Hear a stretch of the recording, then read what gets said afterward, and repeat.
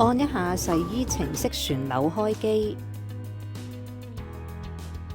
選擇洗衣程式，留意每個程式中最大嘅洗衣容量及洗衣時間。放置過重嘅衣物會令洗衣機容易損壞。選擇洗衣程式，而每一個洗衣程式都預設咗水溫同埋脫水嘅速度，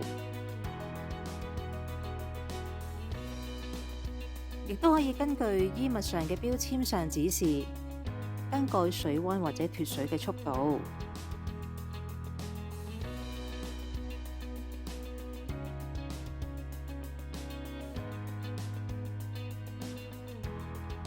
先將衣物放入洗衣機，確保衣物完全放入。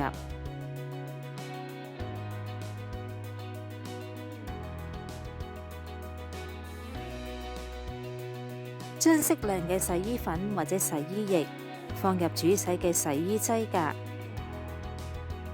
以及衣物柔順劑格。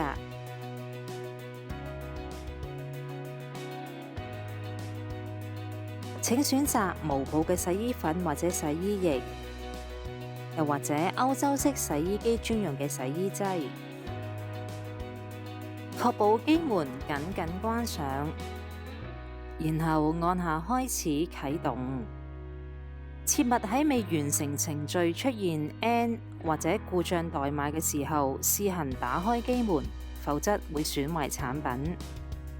洗程結束後，按一下洗衣程序旋鈕關機，取出衣物，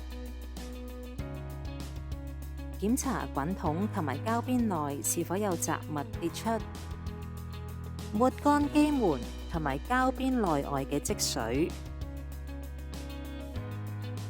請保持機門打開，讓洗衣機內部變得通爽。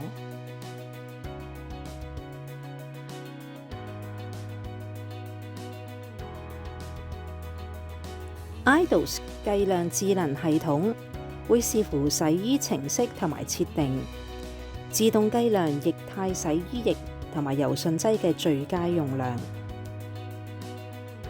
按一下啟動 IDOS 計量智能系統，拉開洗衣劑盒，打開加注蓋，將液態洗衣劑或者柔順劑注入相應嘅計量容器裏邊。蓋上加注蓋，推入洗衣劑盒。